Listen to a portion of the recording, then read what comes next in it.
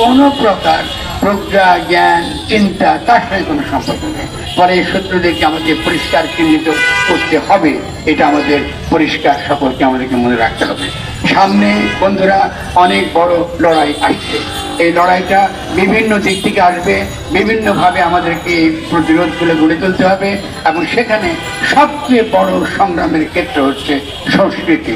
আমাদেরকে পরিবর্তনের সংস্কৃতি শুধুমাত্র মাজার বিরোধিতা করলে হবে না, আমাদের নিজেদেরকেও বদলাতে হবে। আজকে মাজার সম্পর্কে যে নেতিবাচক দৃষ্টিভঙ্গি গড়ে উঠেছে, এটা কিন্তু এখন যারা মাজার ভাঙছে এরা কিন্তু করে নাই। আমরা কিন্তু ভুলি নাই যে সেকুলার লাল সালুর তত্ত্ব দিয়েছিল এক সময়। তারা কিন্তু লাল সালুর তত্ত্ব, মাজার বিরোধী, জনগণের ভাবুকতা, জনগণের যে চিন্তা আদর্শ, সে যেমন করে তার আশিকানির দ্বারা ধর্মকে বুঝে, সে যেমন করে তার নবীকে বুঝে, সে যেমন করে ধর্মকে বুঝতে চায়,